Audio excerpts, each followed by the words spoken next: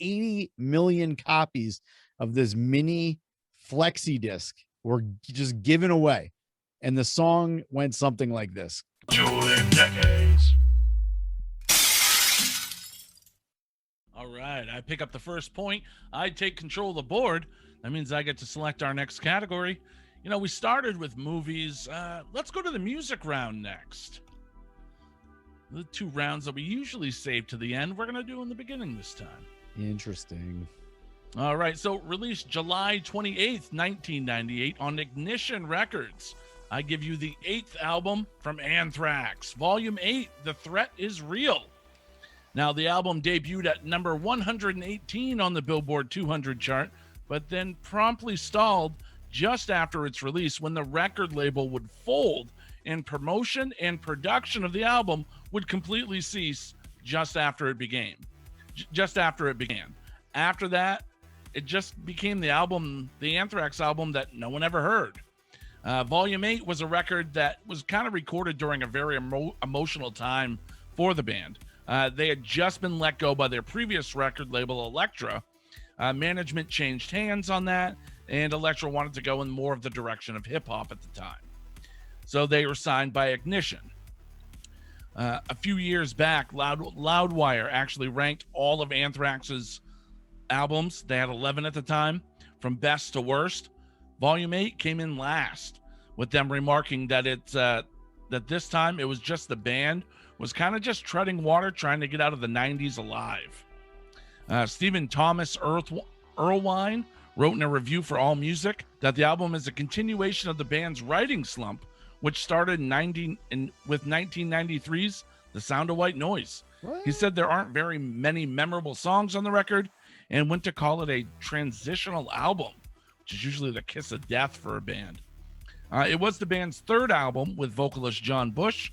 Volume 8 features some excellent guitar work from Paul Crook, who also produced the album, and guest spots by Phil Anselmo, Dimebag Darrell, and a hidden track on the album as well. It's a song sung by bassist Frankie Bello that's actually a tribute to his brother who was murdered in 1996. So we take a look at the track listing on this album. I don't agree with the critics whatsoever. I think there's some bangers on this album, and it starts off early with Crush, and then Catharsis, Inside Out. Your first three tracks in the album are stellar, and then you can skip. You got Piss and Vinegar, 604, A Toast to the Extras, which is kind of a weird take on country music from Anthrax. Go figure. Born Again Idiot, Killing Box, the number 8 song on the album. Another standout track for me. That's the one that has Phil Anselmo on backing vocals. Harm's Way, Hogtied, Big Fat, Cup of Joe, which is another really bizarre Anthrax song, and Alpha Male. Stealing from a Thief rounds out the album, again with Pieces being the hidden track. But like I said, I really enjoy this album. I don't think it's the worst Anthrax album. I don't think there's a bad Anthrax album. I just think this is one that no one heard. It kind of got lost in the shuffle, and that's unfortunate. And for me, that's the worst. So that's what I got for my music selection. Let's throw this one over to Mancrush. What did you bring for the music round? All right, so let's go July 21st, 1988. This one's a little bit outside the box, but this is something that everyone from 1988 should remember, considering 80 million copies of this mini flexi disc were just given away. And the song went something like this. Mike, follow me if you know this one. Big Mac McDLT, quarter pounder with some cheese fillet, fish, a hamburger, cheeseburger, Happy Meal. See, I fucked it up. I would not have won. I cannot get it. But of course, it goes on and on. I don't even know the whole song. I can't do it in one sitting. But here's the kicker with this whole thing. I don't know if you guys remember this one. If you found the record where the chorus went all the way through without fucking up like I just did, without making one error, you won $1 million.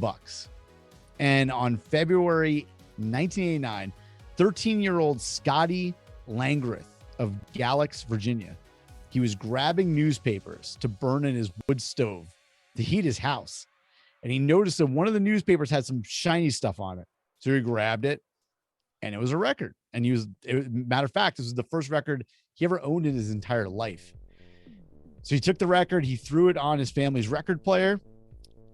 And at the end of that recording, the record prompted him to call a phone number to claim his prize, which at that point, he didn't even know what it was. He thought maybe he wants some free food, he wants some coupons, whatever it was. That prize, $1 million, which is roughly $2 million in 2021. So then obviously his mother claimed the prize and Scotty wasn't even 18 yet.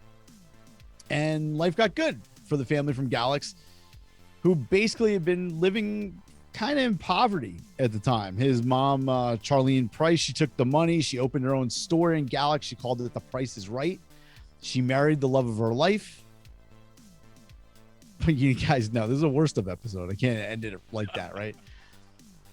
So to make a long story short, Charlene, his mom, she died penniless in her sister's house while she was on hospice. This was like 30 years later. She ended up selling that store for a loss. That marriage fell apart.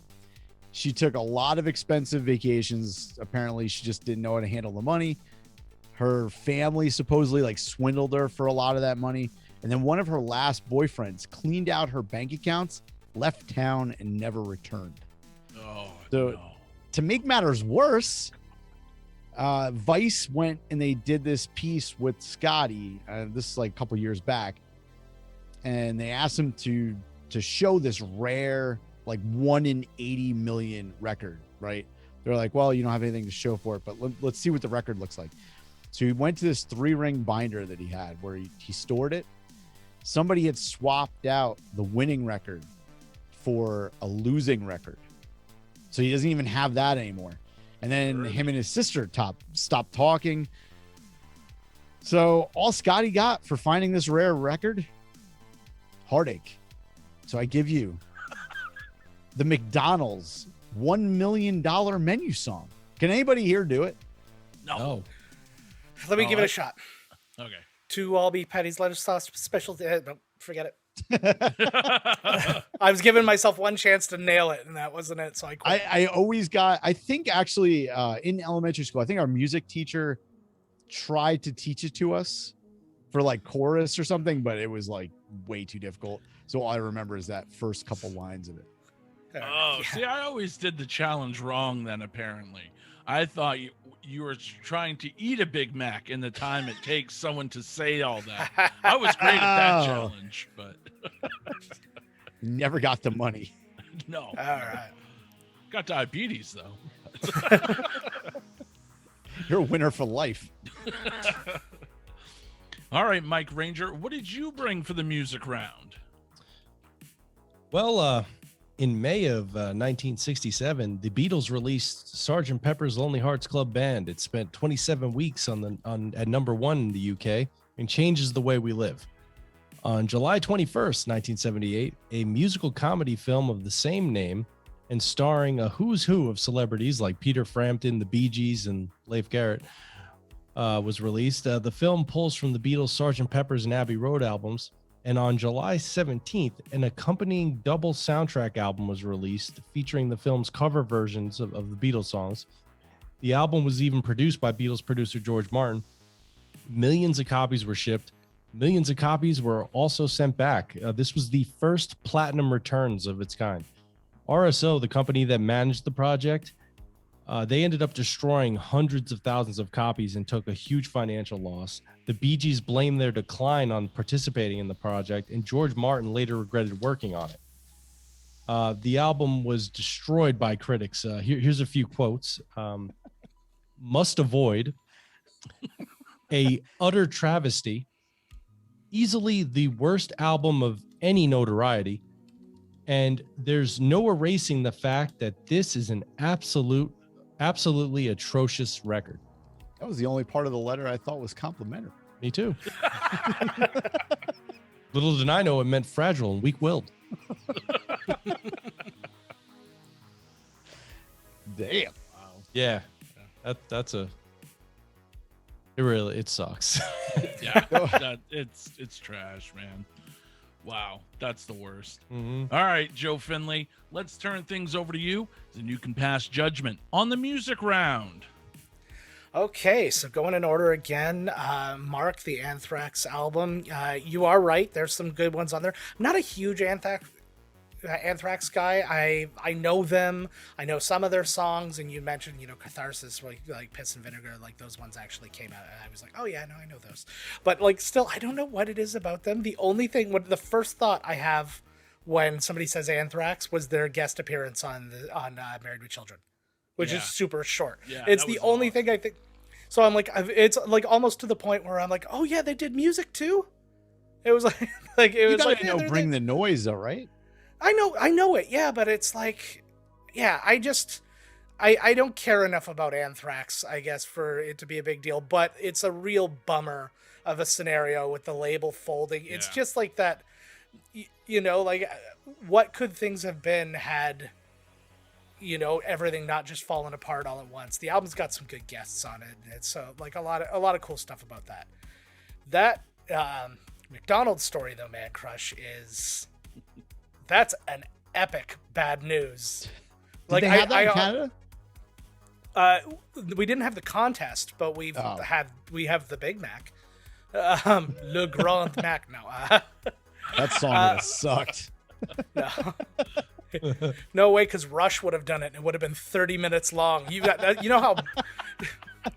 know how big our Big Mac would have to be to cover Rush's? It would be like the size of a skyscraper. It's like, stop putting lettuce and pickles on this thing. But it's such a bummer. Like, it's almost Chernobyl level because it just kept hitting and hitting and hitting. It's like, and I knew the whole time, because I was actually going to ding you on, like, how is this bad news? This sounds rad. And I was like, I thought that your bad news was, or the bad part of the music was just the song itself. So I was just kind of waiting. Yeah. So I was just kind of waiting for it. And then all of a sudden we just watched a life fall apart. So now now I'm depressed, and It's like a bad episode of Dateline. It's it really is. It really is. Like, And like actually, somebody. I from what I hear, that happens to a lot of people that win the lotto anyway. Oh, that's a huge thing that happens if you're not like. And the irony is, it's the generous people who get hit the hardest. It's like, oh, I split it up amongst all my family, and then they're all doing great, and this guy's homeless. Okay, Mike. Speaking of, people's lives being ruined and stuff like that, the Bee Gees' career being they're blaming their career ending on, well, not ending, but being dinged because of this album and this movie and all that. Solid. That's good news. But it's such a thing as I was always blown away by the concept, because I remember when I saw that Sgt. Pepper was a movie, I assumed it was along the lines of Help or Hard Day's Night. And I was like, oh, it's going to be another thing. And it's none of that. And I'm like, what the hell is going on? And then it's like the album. And I'm like, but they already had this album by the best band ever. So who's doing this? And it was just like, you're doing it wrong. But You're doing it wrong. Stop. yeah, come on. But so it'd be like if like Queen Latifah redid the White Album.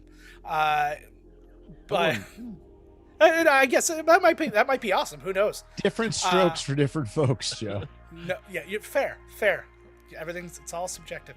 But yeah, I'm struggling on this one because one's just really bad news, but it's amazing. It's an amazing story. So I think I have to go with Mancrush, just because A, I love the bad news, you know me, and B, that was just the thing that kept on kicking you in the teeth, and it all started with an annoying ass song. Oh, I'm staying alive in this game.